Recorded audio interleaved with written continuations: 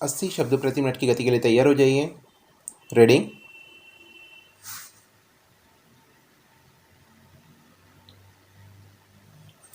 कुछ अनूठा करने के लिए 3 बातें बहुत जरूरी हैं। धारणाओं का परिवर्तन, चिंतन और प्रयोग। आदमी की गलती अवधारणा एवं पूर्वाग्रहों से समाज को कई वर्गों में बांट दिया है और इससे विद्वेष, घृणा और संघर्ष पैदा हुए। इसी तरह व्यवसाय एवं परिवार को लेकर जो अवधारणाएं बनी हुई हैं, उन्हें बदलना भी बहुत जरूरी है। जैसा कि जोहान वान गोथे ने कहा, जिस पल कोई व्यक्ति खुद को पूर्णता समर्पित कर देता है, ईश्वर भी उसके साथ चलता है। जैसे ही आप अपने मस्तिष्क में नए विचार डालते हैं, उसी पल से ब्रह्मांडीय शक्तियाँ अनुकूल रूप से काम करने लगती हैं। बड़ी सफलता हासिल करने के लिए बड़े लक्ष्य बनाने पड़ते हैं। भरसक कोशिशें करनी होती हैं। केवल बातें करने से कुछ हाथ नहीं आता। चित्रकार पाब्लो पिकासो के अनुसार योजना की गाड़ी पर सवार होकर ही लक्ष्यों तक पहुंचा जा सकता है। हमें अपनी योजना पर भरोसा रखना होता है और उन पर काम भी करना होता है। सफलता का कोई और रास्ता ही नहीं है। अगर शांति और सुख से जीना है तो धारणाओं का परिवर्तन, सत्य विषयक चिंतन और प्रयोग, इन तीनों का आलंबन लेना ही होगा। इसके अलावा और कोई चारा नहीं। कोरी चर्चा से कुछ नहीं होगा। चिंतन की भूमिका पर उतरकर उसे प्रयोगात्मक रूप देना पड़ेगा। अगर ऐसा होता है तो विश्वास किया जा सकता है कि हर तरह की शारीरिक, मानसिक और भावात्मक समस्याओं का समाधान जरूर होगा। जैसा कि रूमी ने कहा, कोई दर्पण फिर कभी लोहा नहीं बना, कोई रोटी फिर कभी गेहूं नहीं बनी, कोई पका हुआ अंगूर फिर कभी खट्टा फल नहीं बना। अपने आप को परिपक्व बनाएं और परिवर्तन के बुरे नतीजों के बारे में आशंकित ना हों। उजाला बने, इसलिए खुद बदलें, खुद रोशनी बने और दूसरों को भी प्रकाशित करें। जो मान्यताएं मन मस्तिष्क में जड़ जमाए बैठी हैं, उनका परिष्कार करना चाहिए। ए सूर्य प्रकाश का आलेख लोकतांत्रिक पहचान पुख्ता करने वाले चुनाव भारत में चुनाव प्रक्रिया की निष्पक्षता को दर्शाता है।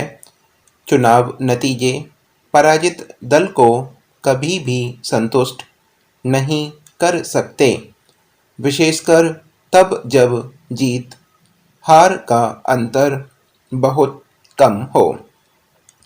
इस बार बिहार में ऐसा ही हुआ, जहां के चुनाव परिणामों को देखकर मुझे अरुणाचल प्रदेश के चुनाव परिणामों की याद आ गई।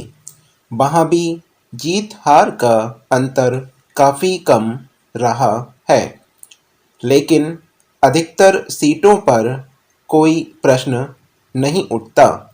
बिहार में सभी जानते हैं कि चुनाव दो गठबंधनों के बीच लड़ा गया और इसमें अलग चिराग पासवान तथा ओवैसी के दलों ने दोनों गठबंधनों के दलों का खेल बिगाड़ दिया। कुछ बागी और प्रतिभाशाली प्रत्याशियों ने भी अपना दबदबा कायम रखा। वास्तव में मतदान के अंतिम दिन आने वाले सर्वेक्षणों ने महागठबंधन को जीत का इतना अधिक भरोसा दिला दिया कि वह अपनी हार को अब तक स्वीकार नहीं कर पा रहा। अगर परिणाम सर्वेक्षण के अनुरूप आया होता तो वह कोई प्रश्न नहीं खड़ा करता। सवाल यह है कि चुनाव में सर्वेक्षणों को सही माना जाए या चुनाव प्रक्रिया को। सूर्य प्रकाश ने पूरी चुनाव प्रक्रिया का सुंदर विश्लेषण किया है और बताया है कि कैसे चुनाव आयोग और लाखों चुनाव कर्मी दिन रात परिश्रम करके भारत के इस सबसे बड़े राजनीतिक पर्व को निष्पक्षता से संपन्न करते हैं। भारत के चुनावों ने न सिर्फ भारत में लोकतंत्र को मजबूत किया है, बल्कि विश्व में एक अकल्पनीय उदाहरण प्रस्तुत किया है। Doctor Rajesh Verma, associate professor, Arunachal Pradesh. Love जिहाद के बढ़ते मामलों को देखते हुए कर्नाटक और हरियाणा के बाद अब मध्य प्रदेश सरकार ने एक नया कानून लाने की घोषणा कर दी है। यह बात सही है कि लव जिहाद जैसे मामलों पर कानून बनने से देश के युवाओं को अपनी पसंद का जीवन साथी चुनने व अपने विश्वास के मुताबिक अपना धर्म चुनने का अधिकार पर पाबंदी लगेगी, परंतु हमें इसके पीछे छिपे निहायत ही खतरनाक पहलू पर भी ध्यान देने की जरूरत है। लव जिहाद शब्द कोई अचानक से हमारे सामने नहीं आया है।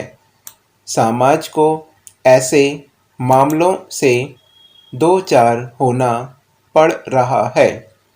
इसके पीछे एक बहुत बड़ा गैंग काम कर रहा है। इसका एकमात्र मकसद हिंदू समाज की लड़कियों को बहला फुसलाकर उनकी बड़ी संख्या में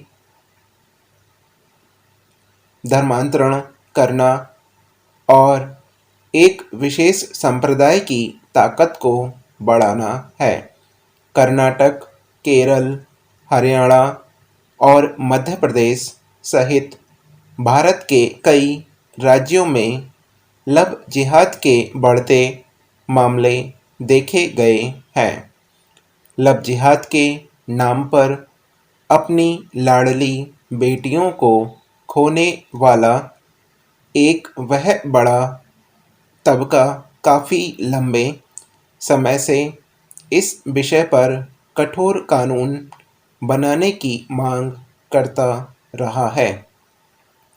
यह बात भी सही है कि हमारे देश में स्पेशल मैरिज एक्ट 1954 पहले से ही मौजूद है, परंतु समय के साथ इसमें बदलाव करने की ज़रूरत है। अन्य सभी राज्य सरकारों में भी इस विषय पर गंभीर विचार करना चाहिए। कोरोना मरीजों की संख्या में अचानक हुई वृद्धि से आनन-फानन में दिल्ली सरकार ने मास्क न पहनने पर 4 गुना जुर्माना वसूलने की मुहिम छेड़ दी है।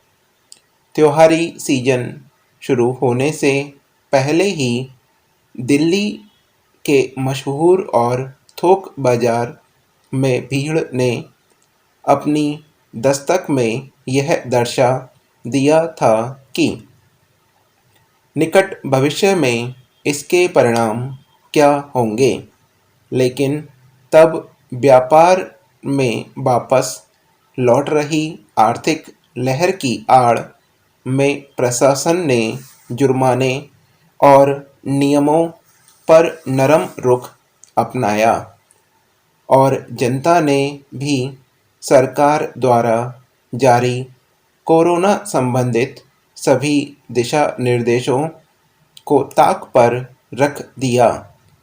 अब यह नया फरमान आर्थिक मार झेल रही जनता पर जुर्माने की दर कोड़ में खान की कहावत को चरितार्थ करता है। साथ ही निश्चित रूप से भ्रष्टाचार को भी बढ़ावा देगी। इसे अच्छा वैकल्पिक तरीके से भी सुगम रास्ते तलाशे जा सकते हैं। जन-जन को इस समय में संकल्पित होकर जुड़ना होगा, तभी सफलता मिल सकती है। इस समय सावधानी ही बचाव का एकमात्र रास्ता है। लफ्ज़ याद वाला टॉपिक अगर करना चाहें तो पढ़ सकते हैं, नहीं पढ़ना चाहें तो कोई बात नहीं, क्योंकि इस तरह के टॉपिक अक्सर कम ही आते हैं। 80 शब्द प्रति